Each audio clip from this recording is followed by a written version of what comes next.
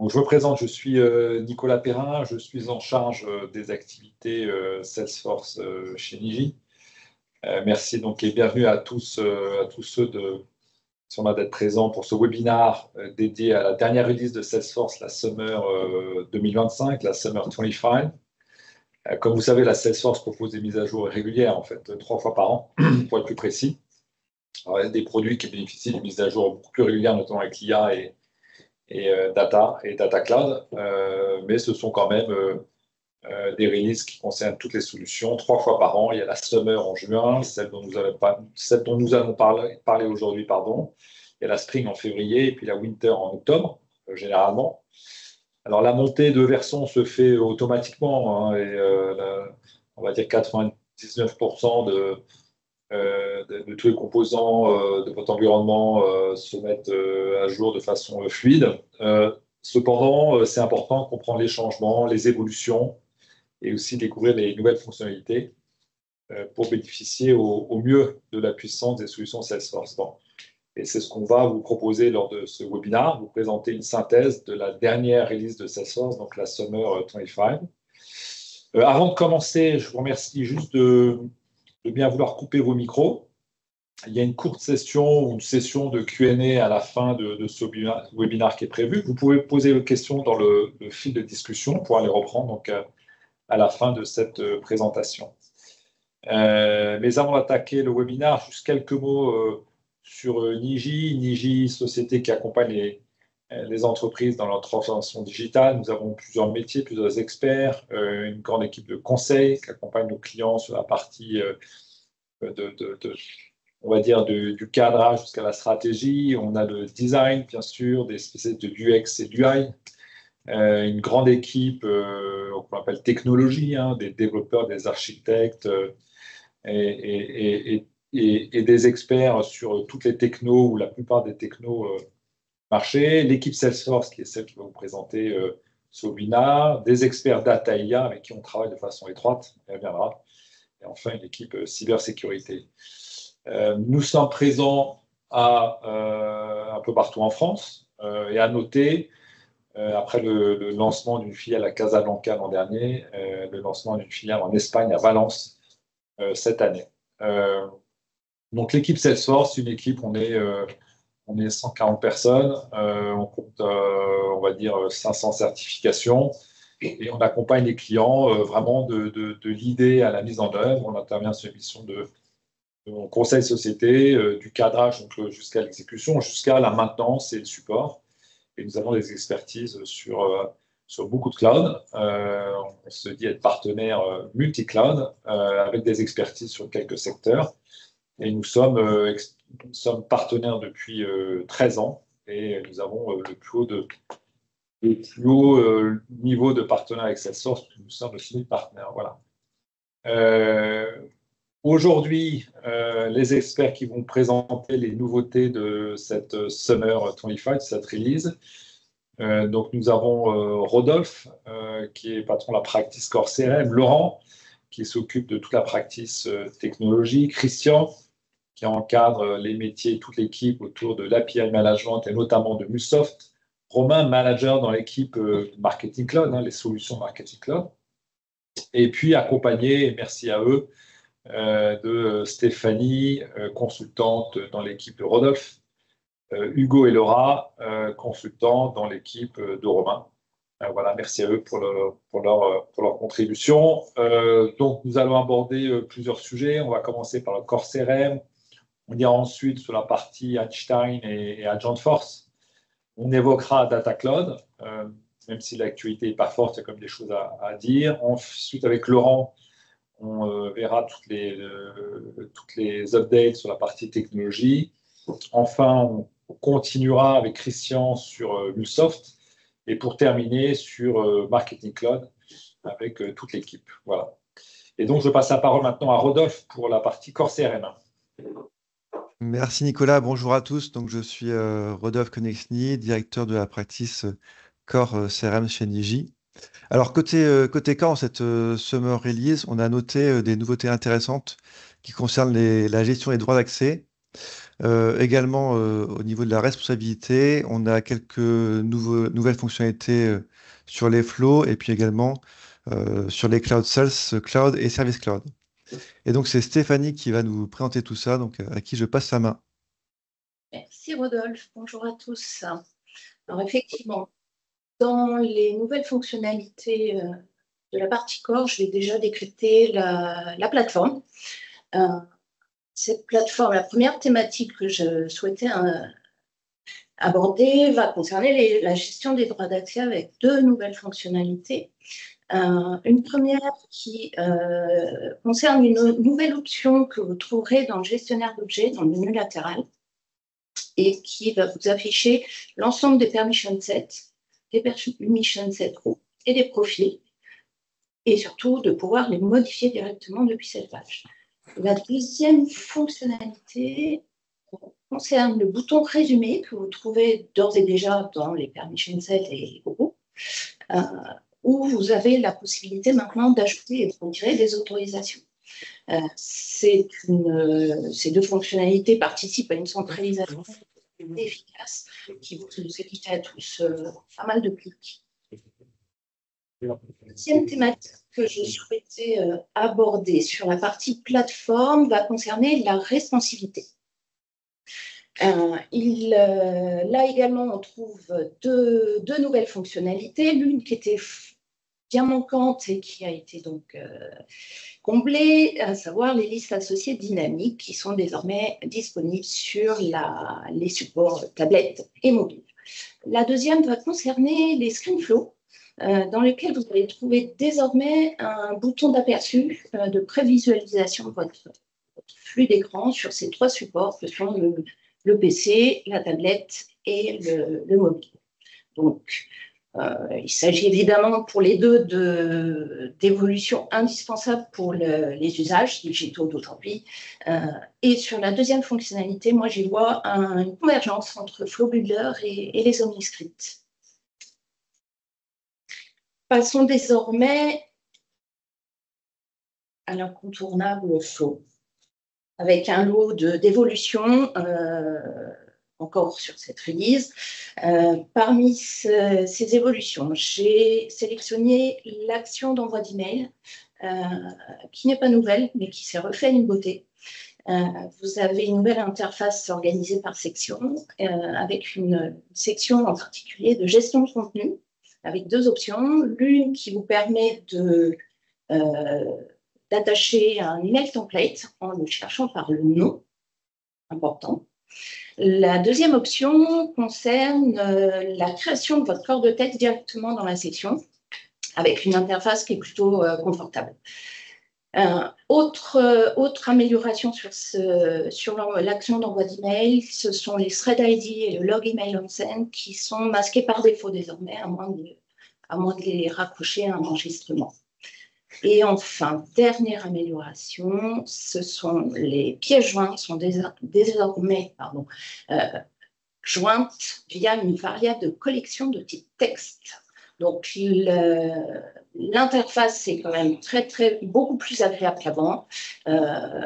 Petit conseil bémol sur l'interface, il faut penser, si vous voulez cette interface, il faut penser à choisir la nouvelle version. Ça ne se fait pas automatiquement. Deuxième point sur les flows, une belle amélioration concerne les processus d'approbation. Maintenant, ils sont entièrement gérés par les flux. Donc, on dit au revoir à l'interface vieillotte qu'on connaissait tous. Vous avez une page de création et d'administration qui vous permet de créer des flux de type auto-launch, des subflows, qui peuvent donc être appelés par d'autres flux.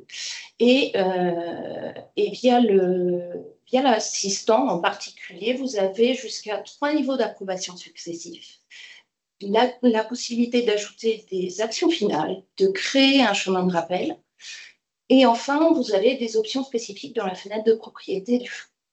Donc là, mon conseil serait d'utiliser cet assistant systématiquement pour votre première version, parce qu'il fera parfaitement bien le job, et puis ensuite, vous personnalisez votre flux. Enfin, dernier élément sur les flux, je vais parler d'une fonctionnalité bêta, qui est l'optimisation du composant getRecord, qui s'enrichit d'une case à cocher qui vous permet de demander les enregistrements associés à l'objet. Typiquement, l'exemple classique, vous faites un getRecord sur un compte, vous récupérez les contacts. Alors, c'est une version bêta qui va évidemment devoir être travaillée, mais j'y vois surtout une meilleure lisibilité du flow. Excuse-moi, je t'interromps. Il Oui. semble qu'il y a un problème de présentation, que l'écran ne soit plus partagé.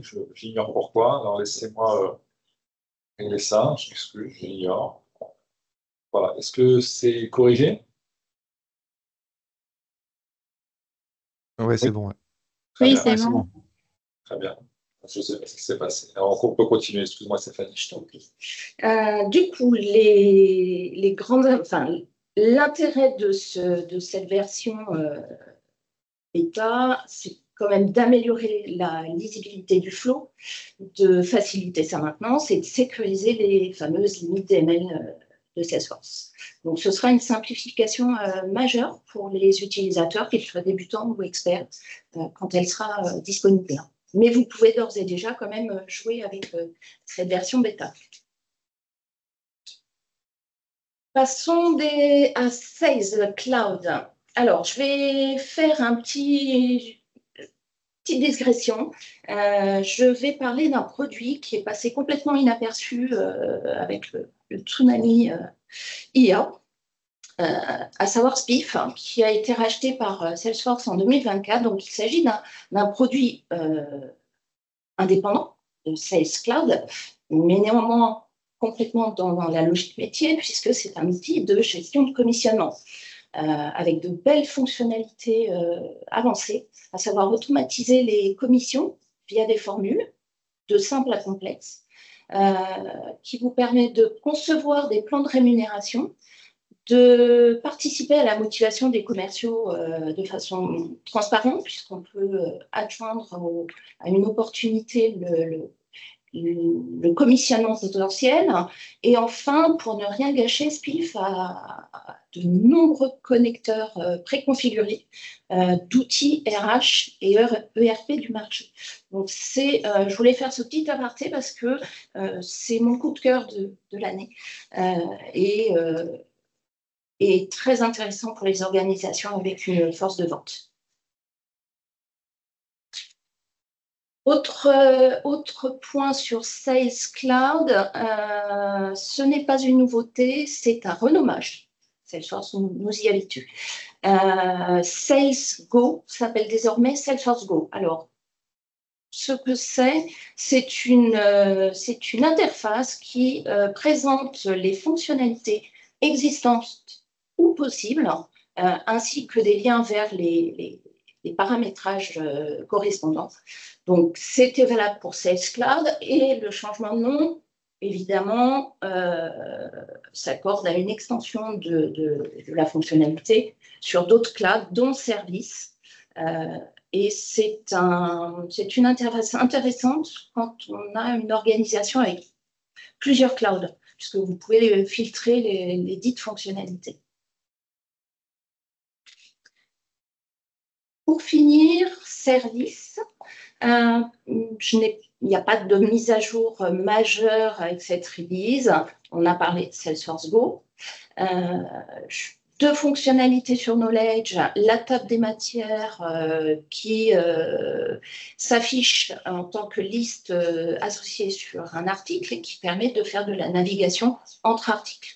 L'autre point, c'est l'article feedback qui permet de recueillir l'avis des utilisateurs sur un article. Pour finir, une fonctionnalité également en version bêta qui concerne les commentaires des requêtes qui va être enrichi, le plain text va être remplacé par le format rich text et vous aurez la possibilité d'y ajouter des formats images et vidéos. Alors pour service, encore une fois, il n'y a pas d'amélioration majeure. Ce sont des améliorations que je qualifierais de confort et qui font bien le job. Voilà pour moi. Très bien. Merci beaucoup. Merci Stéphanie. Merci. Et on va passer à Agent Force et IA avec Rodolphe. Oui, merci Stéphanie. Effectivement, maintenant, on va voir les nouveautés autour de l'IA Salesforce, donc Einstein et Agentforce. Et donc, la grande annonce qui a été faite par Salesforce sur du World Tour, c'est en fait le changement de modèle de tarification d'Agentforce, puisque le modèle passe d'une consommation à la conversation à une consommation à l'action. Donc, jusqu'à présent, on payait 2 euros par conversation, et maintenant, on va payer 10 centimes par action.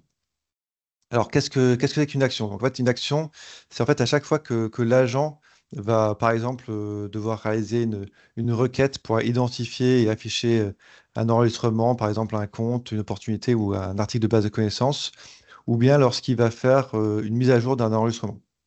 Donc, l'objectif de ce changement, c'est vraiment de consommer du crédit uniquement lorsque l'agent IA va apporter de la valeur. Puisque ce qu'on pouvait constater quand on a mis en œuvre des agents IA chez nos clients, c'est que quand l'agent est déployé, on a des personnes qui vont un peu jouer quelque part avec l'agent, qui vont juste le consulter pour lui dire bonjour ou pour lui demander la météo. Donc des réponses qui ne sont pas pertinentes par rapport à ce que l'agent doit faire. Donc en fait, ça consommait des conversations pour rien. Donc maintenant, ce ne sera plus le cas. On aura bien la consommation d'actions donc uniquement quand c'est pertinent. Donc le point positif, c'est que Salesforce a écouté à la fois ses partenaires et ses clients pour adapter son modèle et que du coup, pour les clients, ça sera un vrai gain financier puisqu'on a pu constater qu'en moyenne, par conversation, en fait, un agent, il va réaliser 5 actions. Donc ça veut dire que une conversation coûtera 50 centimes d'euros au lieu de 2 euros. Ah, une autre nouveauté aussi qui était très attendue, donc c'est sur la partie multimodalité d'Agentforce, c'est le fait de pouvoir maintenant visualiser des images dans l'agent. Donc l'agent va pouvoir pousser, en plus du texte, il va également pouvoir pousser des images au client, à l'utilisateur, ce qui sera plus ergonomique et plus facile aussi d'utilisation. Ça, c'est une bonne première étape. Après, ce qu'on attend également, c'est de pouvoir soumettre également des images à l'agent pour qu'il puisse les traiter. Donc ça arrivera dans un second temps. Mais déjà, c'est une première étape de pouvoir visualiser des images. Dans la même veine, le fait de pouvoir améliorer l'ergonomie au sein d'Agentforce, on a également la possibilité maintenant d'ajouter des LWC, donc des Lightning Web Components, au sein de l'Agentforce. Donc, vous voyez sur l'image à droite, on a la version 1 qui est la version ancienne sans Lightning Web Component et la version 2 avec des Lightning Web Components, donc d'avoir une ergonomie un peu plus sympathique pour l'agent. Ça va dans le bon sens et on attend encore que ça continue à s'améliorer en termes de navigation. Également, d'un point de vue, donc on a vu d'un point de vue utilisateur l'amélioration de l'ergonomie. On a également une amélioration d'un point de vue administrateur, puisque là également, quand on va pouvoir paramétrer notre agent, on va pouvoir plus facilement rechercher des composants Lightning pour pouvoir les ajouter à notre agent. Ça, c'est une bonne première étape, mais qui, à mon sens, ne va pas encore assez loin. Il y a encore beaucoup de choses à améliorer en termes d'ergonomie pour les administrateurs d'Agentforce, et notamment la partie visualisation des instructions. Et j'espère que ça sera le cas dans les prochaines releases que va proposer Salesforce. Donc voilà pour les nouveautés concernant Einstein et Agentforce. Merci Rodolphe. Je fais juste un petit pas de côté pour juste vous partager rapidement que Niji est bien sûr très actif, comme sur les autres clouds, mais sur l'IA. Donc voilà, on a une offre qu'on présente et qu'on déploie déjà sur un certain nombre de clients. Donc on accompagne les clients dans la définition de leur roadmap sur l'IA. Donc c'est une démarche assez généraliste avec une capacité à voir ce que Salesforce m'a apporté. Bien sûr, on est à votre disposition pour des démos. Et on accompagne les clients également, ça c'est important, dans la définition des use case. Il y a beaucoup de fausses bonnes idées, donc on a cette expérience-là. Le déploiement de pilotes ou de POC, et puis la mise en place du pilote et de POC, et enfin sur les phases de déploiement et d'adoption qui sont absolument essentielles. Voilà, donc à votre disposition pour vous accompagner ou discuter de ces différents éléments. Voilà, maintenant je passe la parole à Laurent pour la partie Data Cloud.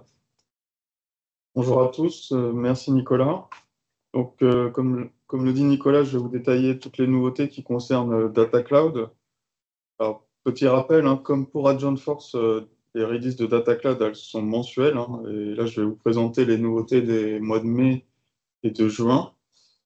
Donc, je vais mettre l'accent sur quelques nouveautés sur les connecteurs, l'unification des données et enfin l'activation marketing. Au niveau des connecteurs, comme à chaque release, hein, Salesforce introduit de nouveaux connecteurs pour Data Cloud. Généralement, ils en introduisent une dizaine, une vingtaine, ça dépend des releases. Là, ce qu'on peut noter comme nouveaux connecteurs, parce que je ne les ai pas tous cités, on a d'abord Google Analytics qui est en version bêta. Ça permet d'importer les audiences de sites web. Voilà, sachant que Google Analytics représente 80% du marché des sites web, c'est quand même un connecteur important. On a ensuite les connecteurs avec Google Drive et SharePoint qui apparaît aussi en version bêta. L'objectif, hein, c'est d'importer des données structurées telles que des documents, PDF ou autres. Donc ça, c'est important. On a ensuite Salesforce, son partenaire technologique préféré est Amazon. Donc là, on voit encore apparaître des connecteurs vers de nouveaux produits, vers Kafka et Kinesis. Ce sont des plateformes, hein, d'échange de données en temps réel qui sont sur Amazon. Et enfin, il y a une petite amélioration qui est à noter pour le connecteur CRM. La configuration, elle a été grandement simplifiée, c'est-à-dire qu'on va beaucoup plus vite pour le configurer. On va pouvoir sélectionner plusieurs objets à la fois. On va pouvoir régler les permissions beaucoup plus facilement en utilisant des permissions view-all, ce qui permet de faire une configuration beaucoup plus rapide pour nous sur les projets. Alors nous, ce qu'on en pense chez Niji, c'est on voit que les connecteurs, hein, il y a toujours des efforts qui sont faits dessus, hein, il y en a de plus en plus. On voit aussi que, notamment dans la documentation Salesforce, c'est pas forcément toujours à jour. Donc c'est pas évident, ça sort très très vite. Et la petite tendance qu'on voit aussi apparaître, c'est que des connecteurs qui étaient auparavant visibles via MuleSoft, maintenant sont complètement intégrés dans Data Cloud pour cacher cette partie-là. Je vais passer maintenant à la partie suivante sur l'unification des données. Alors, l'unification des données, qu'est-ce que c'est? C'est une des parties les plus importantes qui est de faire matcher plusieurs profils de clients ensemble et de les réconcilier. Salesforce a apporté une nouvelle fonctionnalité qui s'appelle Bring Your Own Link. C'est un peu à la mode des Bring Your Own avec Salesforce. Alors, ce qui permet, c'est que en standard, Salesforce permet de réconcilier des individus selon des règles. Alors ça s'appelle des rule sets dans le jargon Data Cloud. Donc ça permet, avec de la configuration, de pouvoir faire ça. Et ce que Salesforce apporte maintenant, c'est que si on n'arrive pas à faire ce qu'on veut avec le standard, on peut externaliser cette réconciliation et ensuite l'importer dans Data Cloud. Voilà. Et donc ça va permettre d'implémenter des use cases qui seraient plus complexes, très compliqués, voilà, qu'on ne pourrait pas faire en standard. Une autre nouveauté, ça concerne l'amélioration des performances, surtout pour les petites organisations Salesforce qui ont des faibles volumes. Pour les petits volumes, il pouvait y avoir des petits soucis du genre, comme il n'y a pas beaucoup de données à traiter, Data Cloud n'était pas pressé de le faire. Là, Salesforce a changé son processus. Maintenant, c'est beaucoup plus optimisé. Les traitements sont optimisés par rapport à la volumétrie qui est à traiter au au global, ce qui fait que pour les petites organisations, finalement, c'est traité beaucoup plus souvent. Voilà, donc c'est des fonctionnalités intéressantes à la fois pour les petits clients et aussi pour les clients qui ont des besoins plus complexes. On va pouvoir aller un peu plus loin.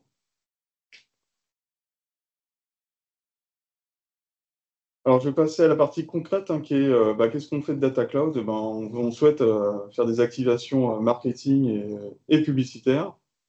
Donc, Salesforce a déjà pas mal de connecteurs avec des plateformes publicitaires. Il y a pas mal d'intégrations qui existent. Alors, il y en a 2 nouvelles qui ont été ajoutées, importantes, qui sont Google Display Vidéo. Donc, ça permet de publier des segments vers les campagnes YouTube, par exemple. On va pouvoir pousser des segments vers ces campagnes YouTube. Et puis, il y a également la même chose, l'équivalent sur TikTok. Donc, on va pouvoir également pousser des segments pour des campagnes de publicité sur TikTok. Donc, on se rend compte qu'il y a de plus en plus de connecteurs vers des solutions publicitaires. C'était d'ailleurs des choses qui manquaient beaucoup sur Marketing Cloud historiquement. Donc là, Data Cloud va permettre d'apporter tout ça. Merci Laurent. Tu vas continuer tu vas garder la parole pour parler, pour moi, de toute la partie technologie. Oui, merci Nicolas. Donc d'un point de vue technique, il y a pas mal de petits sujets intéressants. Il y a tout ce qui est développement autour d'AgentForce, dont je vais parler. Il y a des petites nouveautés sur les composants LWC. Et puis, je vais terminer par des sujets concernant des sujets DevOps et sécurité. Alors, en ce qui concerne les développements pour AgentForce, il y a beaucoup de choses qui ont été ajoutées par Salesforce. Parce que tout ce qui est développement spécifique, ça va permettre de répondre à des use cases qui ne seraient pas possibles en standard. Par exemple, ce qu'on a vu de nouveau, c'est l'AgentForce SDK. Alors, le SDK, c'est une sorte d'interface de programmation qui va permettre d'interagir avec des agents, avec du code. Donc ça va permettre, par exemple, de faire des interfaces entre, par exemple, un site web et AgentForce, ou n'importe quelle autre solution. Donc ça, c'est important, ça va permettre de facilement intégrer AgentForce au reste du système d'information. Donc ça, c'est assez intéressant. Ce SDK, il a été développé en Python. C'est le langage supporté. On a ensuite AgentForce DX. Donc AgentForce DX, c'est un outil en ligne de commande qui vient compléter Salesforce CLI. Maintenant, en ligne de commande, on va pouvoir créer des agents, les tester, etc. D'ailleurs, le test d'agent consomme des crédits, donc il faut aussi faire attention à ça. Et enfin, Rodolphe en a parlé tout à l'heure, maintenant dans la conversation avec les agents, on peut intégrer maintenant des composants Lightning, à la fois pour interagir avec l'agent et aussi pour afficher un certain nombre de choses de façon plus jolie. Donc voilà, ce qui est important dans tout ça, c'est qu'on va pouvoir étendre les use cases qu'on pourra faire pour nos clients. Et on pourra utiliser tout ça sur les projets. Je vais passer maintenant à la partie LWC. Alors, les LWC, c'est les Lightning Web Components. Ce sont des composants graphiques qu'on peut intégrer dans nos interfaces Salesforce. Il y a une première fonctionnalité qui est sortie, c'est le Local Dev Preview. Donc, cette fonctionnalité, elle permet à la base de prévisualiser en temps réel ce qu'on développe sur des composants Lightning, sans avoir à pousser le code et attendre que ce soit synchronisé, etc. Là, on voit immédiatement les modifications. Et là, on peut utiliser cette fonctionnalité pour voir le rendu d'un seul composant qui va accélérer les développements et rendre nos développeurs plus productifs sur cette partie-là. Et on a enfin un validator et un linter SLDS qui va permettre aux développeurs de corriger automatiquement les composants, proposer des corrections et remonter tout ce qui ne respecte pas les bonnes règles d'utilisation de SLDS2. SLDS2, c'est la nouvelle version de la couche graphique de Salesforce. Vous avez peut-être entendu parler du nouveau thème Cosmos qui se déploie progressivement. Voilà, c'est une évolution de l'interface Lightning. Et donc SLDS2, c'est le nom un peu technique de ce thème Cosmos. Donc voilà, tous ces outils, ça va nous permettre, nous, Niji, sur nos projets, d'être plus productifs et d'avoir des choses de meilleure qualité. Je vais continuer sur la partie DevOps. Salesforce continue de faire des efforts sur la partie DevOps, un peu comme toutes les releases. Maintenant, avec l'outil en ligne de commande de Salesforce, on pouvait automatiser l'exécution de tests unitaires. Maintenant, on peut automatiser l'exécution des tests unitaires de flow. Voilà. Tests unitaires de flow, aujourd'hui, ce n'est pas encore obligatoire, mais on peut imaginer que demain, ça le deviendra. C'est des problématiques qu'il faut regarder dès aujourd'hui pour améliorer la qualité de nos automatismes. Enfin, je vais parler de DevOps Center. DevOps Center, c'est la brique Salesforce qui permet de centraliser les déploiements et de gérer les versions de flow et de tout ce qui est paramétrage. Alors, depuis quelques temps, maintenant, ça intègre tous les fournisseurs de tests, alors qu'ils soient fournis par Salesforce, hein, tout ce qui est tests unitaires, même les tests Agentforce. Mais maintenant, ça intègre aussi des partenaires tiers comme Copado et Probar, qui sont des éditeurs spécialisés sur le release management de Salesforce. Voilà. Voilà. On voit que DevOps Center continue à s'enrichir, à s'améliorer. Mais personnellement, je trouve qu'il y a quand même un écart par rapport. Il y a toujours un écart important avec les solutions du marché qui peuvent être Copado, Gearset, Provar, etc. Voilà, il y a encore du travail à faire pour Salesforce. Peut-être que dans quelques releases, c'est un peu mieux. Je vais terminer par les sujets de sécurité. Alors je vais commencer par Agent for Setup. Agent for Setup, c'est une série de fonctionnalités qui permettent d'utiliser Agentforce au sein de la partie Setup. Voilà, c'est une sorte d'Agentforce pour configurer son organisation Salesforce. C'est une aide pour les administrateurs. Et pour les administrateurs qui n'ont pas trop l'habitude, ils peuvent utiliser cet agent pour créer des connected apps, pour gérer tous les paramètres de sécurité. Ça permet de faire une sorte d'assessment de sécurité, une sorte de mini-audit de sécurité, et l'agent remonte ce qu'il estime nécessaire de regarder ou de corriger. Ça peut être une aide importante pour les administrateurs qui ne sont pas forcément spécialistes de tous ces sujets. En tout cas, ça va bien les assister.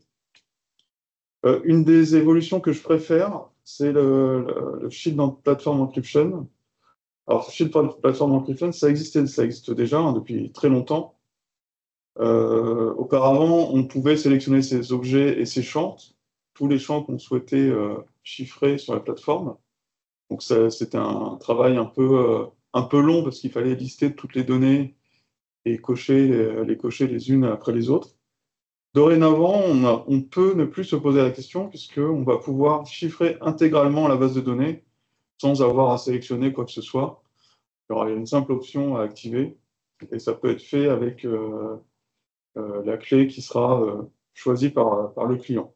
Voilà, c'est une grosse évolution et ça va permettre de faciliter toute cette configuration. Ça se fait en quelques clics au lieu de quelques jours. Et je vais terminer par Hyperforce. Alors, Hyperforce est maintenant disponible dans 17 pays. Il y a eu 2 nouveaux pays qui ont été ajoutés, qui sont la Suisse et Singapour. Donc, Data Cloud et Agentforce sont maintenant disponibles dans ces zones. Pour rappel, en Union européenne, Data Cloud et Agentforce est disponible en Allemagne pour l'instant. Voilà. Juste un petit mot. Pour nos clients, il faut être assez vigilant sur ces sujets de sécurité. Comme Salesforce est une plateforme qui est très utilisée en entreprise par beaucoup d'entreprises, elles sont maintenant la cible de beaucoup d'attaques de hackers. Et donc, il faut se méfier de toutes les tentatives de phishing. Voilà, il faut être vigilant parce que maintenant, ça peut aussi cibler vos accès Salesforce. Je vais passer maintenant la main à Christian pour Mulsoft. Merci, merci Laurent, et à toi Christian. Ouais. Bonjour à tous. Donc Christian Trossage, je suis responsable de la practice API Management chez Niji. Donc en préambule, je vais vous parler aujourd'hui de l'actualité autour de MuleSoft et du rachat par Salesforce de Informatica, parce que c'est vraiment, on va dire, un événement autour de MuleSoft et de Salesforce. Mais en préambule, MuleSoft continue à évoluer évidemment, hein, comme les autres solutions. Et comme l'ont mentionné Stéphanie et Laurent, à enrichir les autres solutions comme Flow ou Data Cloud ou Agent Builder pour les doter de connecteurs directement leur permettant de s'intégrer ou de collecter des données en point à point. Mais dans les cas où il y a des besoins d'intégration beaucoup plus complexes et en amont de ces Data Cloud ou de ces bases de données qui sont nécessaires pour alimenter les agents, de temps en temps, on a besoin de faire du nettoyage de données ou de la collecte de données beaucoup plus complexe. Et c'est là où des solutions comme MuleSoft ou Informatica interviennent. Donc, on parle là de solutions iPaaS, hein, Integration Platform as a Service. Ce sont des plateformes qui vous permettent de réaliser l'automatisation des échanges entre vos applications et de collecter les données vers vos repositories de données. Les forces de MuleSoft, donc on peut se poser la question, suite à ce rachat, est-ce que il y a de la redondance ou de la complémentarité entre ces deux solutions? Donc MuleSoft a vraiment des forces, en particulier sur la partie temps réel, l'implémentation d'API de manière très très rapide et de mutualiser, mais vraiment avec plutôt une orientation côté temps réel et web service, alors que Informatica va avoir plus de force sur la partie plutôt alimentation de pipeline de données avec beaucoup de fonctionnalités autour de la transformation, de l'amélioration de la qualité de la donnée, nettoyage, enrichissement, notamment avec des fonctionnalités utiles pour faire des master data management. Et c'est ce qui va en particulier être très utile pour alimenter Data Cloud et ensuite les agents IA. Donc au final, les deux solutions sont complémentaires.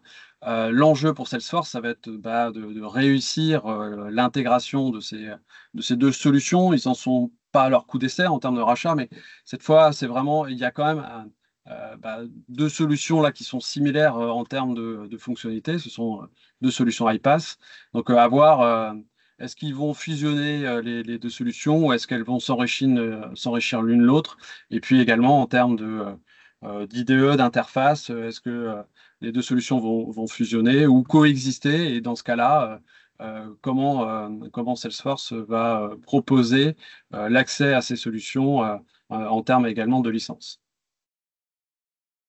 Si on regarde d'un point de vue, cette fois un peu plus peut-être positionnement business, et pour comprendre l'intérêt de Salesforce à ce rachat d'Informatica,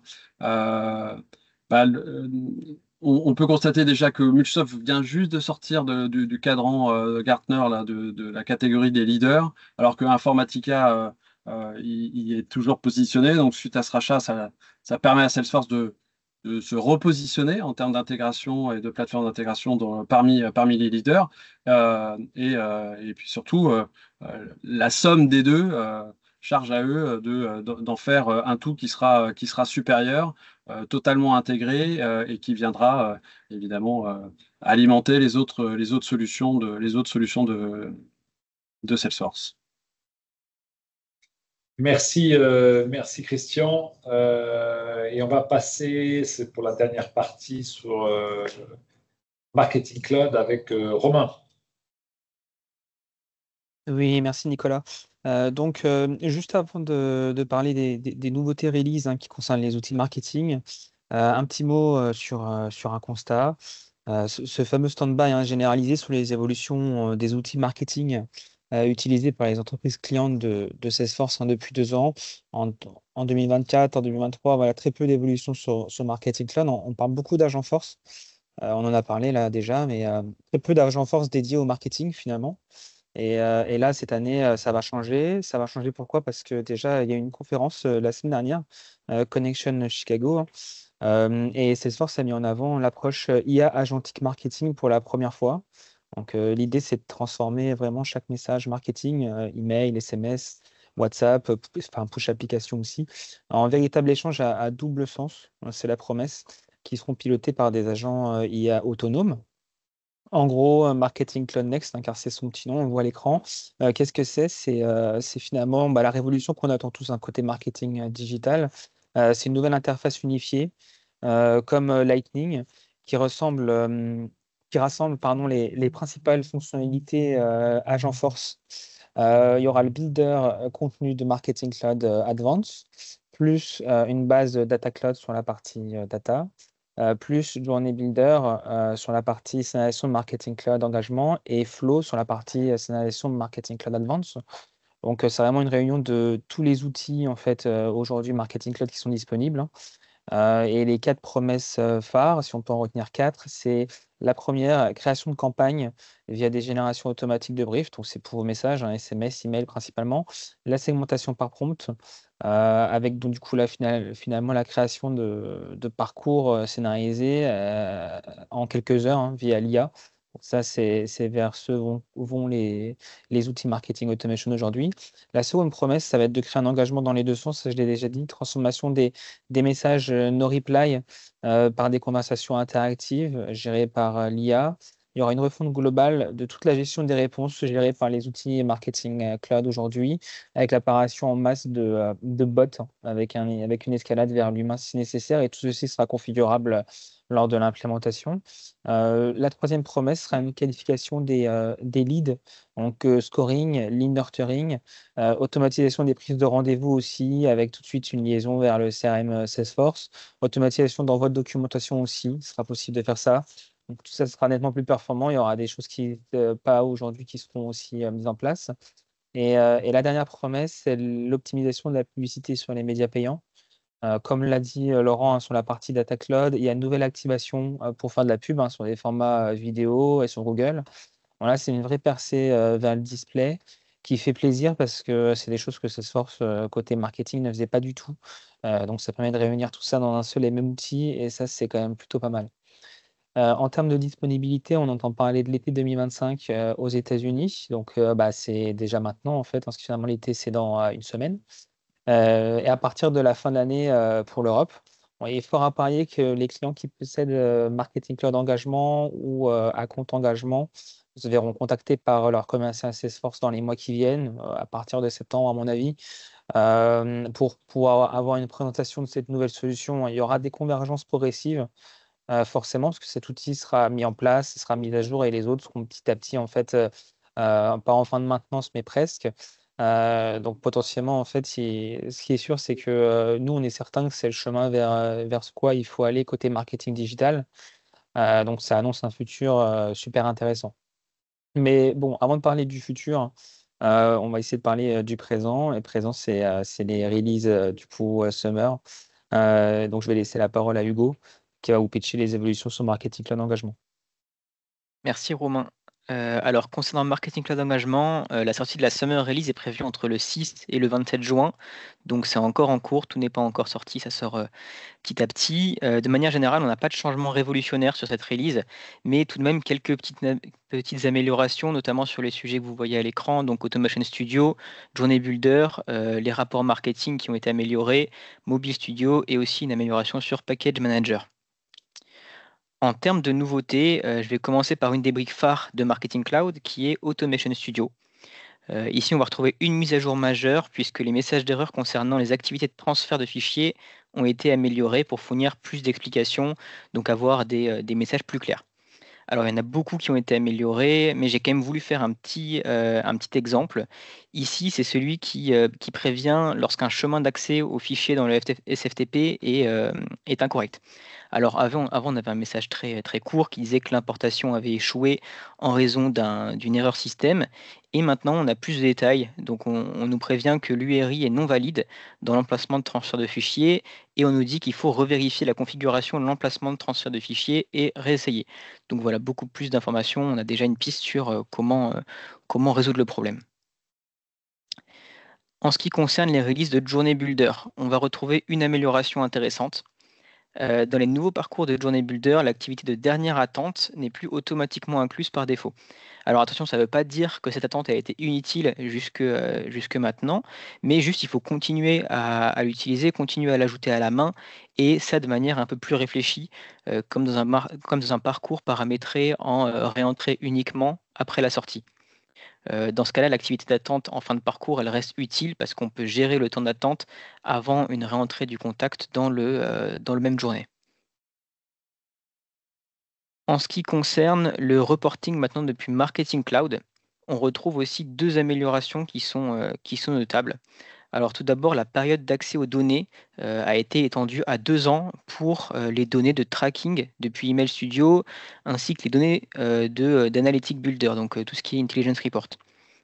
Attention tout de même parce que ça a pas d'impact sur les données de DataView qui, elles, restent à 6 mois. Pour la deuxième amélioration, on vous l'avait déjà présenté au printemps 2025, mais sa sortie a été repoussée à la Summer Release. Il y aura donc un nouveau dashboard qui sera ajouté au setup dans l'objectif donc de gérer l'utilisation des data extensions. Ce tableau de bord, je l'ai mis à droite, va donc nous permettre d'accéder directement à une analyse visuelle de l'utilisation des données Marketing Cloud. Et on ne va pas se cacher que c'est très intéressant parce que c'est quelque chose qui était assez limité jusque maintenant. On va maintenant passer donc aux améliorations Mobile Studio. Dans la continuité de ce qui a été annoncé lors de la Spring Release, donc dans la release précédente, il est maintenant possible de vérifier si les notifications push fonctionnent correctement avant de les envoyer, et ça pour tout type de notification. Donc tout d'abord, pour les carousels, on peut maintenant s'assurer que le fonctionnement est fluide avant le déploiement. Et aussi, pour les notifications push standard, on va pouvoir tester d'abord un bouton ou bien voir si les icônes et les sons fonctionnent bien à l'avance. Toujours dans la continuité de ce qui a été annoncé dans la Spring Release, il est aussi possible donc de créer des flux WhatsApp hautement personnalisables en incorporant donc des variables dynamiques, des images et des types de médias attrayants dans les messages interactifs. Ça va permettre aux clients donc de partager des informations de localisation, de parcourir des catalogues ou bien d'interagir avec des carousels. Pour finir avec Marketing Cloud, maintenant, il y a aussi une amélioration qui est assez intéressante qui concerne Package Manager, puisque l'outil prend désormais en charge les définitions d'envoi déclenchés et les envois initiés par les utilisateurs. Cette mise à jour, elle va nous permettre en fait d'avoir des créations et des déploiements de packages qui sont beaucoup plus fluides entre les unités commerciales, ce qui n'était pas le cas jusque maintenant avec Package Manager. Donc voilà pour toutes les améliorations sur Marketing Cloud Engagement. Ça reste quand même assez maigre, j'ai déjà dit honnêtement, mais ça souligne quand même la volonté de Salesforce de se concentrer sur Marketing Cloud Growth et Advance que Laura va vous présenter maintenant. Merci Hugo. De mon point de vue, ils essaient quand même de rattraper un peu Adobe qui a pris un peu de vitesse là, ces derniers mois. Donc l'enjeu est fort pour Salesforce. Laura, à toi sur la partie Marketing Cloud and Account Engagement. Merci Nicolas, merci Hugo. Du coup, dans cette Summer Release, Salesforce propose plusieurs mises à jour depuis le mois de mai, assez notables, notamment des améliorations sur les campagnes, les outils également pour optimiser son contenu et de nouveaux indicateurs de reporting. L'IA est également mise à l'honneur pour les campagnes automatisées. Du coup, première grosse nouveauté qui concerne Pardot, donc WhatsApp, qui est désormais intégré à compte engagement. Les utilisateurs pourront du coup désormais se connecter à leur compte WhatsApp Business et intégrer du coup WhatsApp comme nouveau canal dans leur campagne marketing. Donc ça, c'est une nouveauté très attendue qui va transformer la manière d'interagir avec vos prospects, du coup en apportant un canal direct et instantané. Donc voilà pour ce qui concerne Pardot, la nouveauté la plus importante. Ensuite, concernant Marketing Cloud, donc Growth et Advance, la nouvelle fonctionnalité Créer votre propre campagne, donc Build Your Own, est maintenant mise à dispo pour créer une campagne entièrement personnalisée dans Marketing Cloud. On peut également basculer, donc switcher entre cette nouvelle option et l'ancienne qui était Quick Start quand vous voulez à tout moment et ajouter du coup des contenus depuis l'enregistrement de la campagne ou depuis Flow Builder. Donc, notre avis là-dessus, c'est que contrairement au Quick Start, la fonctionnalité Créer votre propre campagne offre une liberté totale pour construire des campagnes complexes, personnalisées, adaptées à tout cas d'usage. Ensuite, concernant Einstein, donc les utilisateurs peuvent désormais automatiser des parcours donc, en fonction de l'engagement de leur contact grâce à un nouvel élément qui s'appelle décision Einstein dans les flows. Donc, qui va exploiter le scoring et la fréquence d'engagement pour que les utilisateurs puissent orienter du coup les contacts vers la branche ou le parcours le plus efficace. Du coup, par exemple, vous pouvez envoyer moins de messages aux audiences à risque ou prioriser vos contacts les plus engagés pour la conversion. Donc, comment ça marche? Une fois le data graph qui est créé dans votre data cloud, il vous suffit d'insérer l'élément de décision de Einstein dans votre flow et configurer les conditions du coup à l'aide des champs d'engagement qui sont présents que vous avez ajoutés dans votre data graph. Ensuite, Marketing Cloud a lancé une nouveauté, Campaign Designer en bêta, qui va vous permettre de générer plus rapidement des briefs marketing multitouch. Tout est optimisé grâce à l'IA et vos données clients. Donc, cette nouvelle fonctionnalité va aider à planifier des campagnes couvrant plusieurs canaux et plusieurs moments également de la journée, en s'appuyant sur des données existantes et en temps réel. Donc, c'est évidemment une nouveauté qui était très attendue et qui apporte un gain de temps qui n'est pas négligeable. Ensuite, donc cette avancée est présente uniquement dans l'édition Advanced de Marketing Cloud. Donc, vous pourrez désormais améliorer la pertinence de vos contenus d'email grâce à un composant qui s'appelle Repeater, qui va permettre de faire des recommandations personnalisées dans les emails. Donc, cette fonctionnalité va permettre d'exposer dynamiquement par exemple des achats récents, des produits populaires ou tout simplement du contenu personnalisé dans une sorte d'encadré, de section dans vos emails qui est complètement custom en termes de mise en page. Donc, comment ça marche? Il vous suffit de connecter ce composant repeater à une source de données, donc votre site web, votre page produit, et d'utiliser les champs de fusion pour afficher du coup ces recoproduits pour améliorer du coup l'expérience client. Voilà. Et ensuite, pour terminer, Einstein pour le reporting. Donc, les nouveaux rapports Einstein vont offrir aux users une lecture encore plus précise des performances des campagnes grâce à des insights IA directement exploitables. Donc, les engagements de score sont intégrés directement au dashboard et on accède à des données beaucoup plus détaillées sur tout ce qui est comportement utilisateur. Et surtout, on va pouvoir utiliser ces informations facilement en temps réel pour optimiser du coup nos campagnes. Merci. Et voilà, c'est terminé pour la partie marketing. Merci. Et c'est terminé pour la revue des principales fonctionnalités des nouvelles updates qu'on a sélectionnées. On va passer juste à la session de questions, la partie questions-réponses. Je regarde la conversation. Y a-t-il des questions? Il y a Sylvain Guibert. Bonjour Hugo, il me semble que la période de rétention des données a plutôt été restreinte à 2 ans alors qu'elle était sans limite avec notamment sur le tracking dans Email Studio.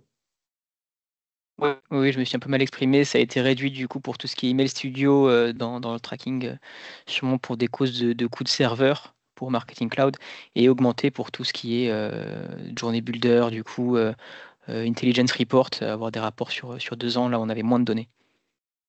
Bon, en tous les cas, n'hésitez pas à nous contacter si vous en avez. Si vous souhaitez avoir plus de détails ou des présentations particulières, c'est avec plaisir qu'on pourra voir ça avec vous en détail. Je vous remercie pour votre participation. Ce webinaire a été enregistré. Il sera publié prochainement sur notre chaîne YouTube. Et un email sera envoyé à à tous les inscrits, à l'ensemble de nos clients. Voilà. Je vous remercie et bonne journée à tous. Merci, bonne Bonne journée. journée. Merci.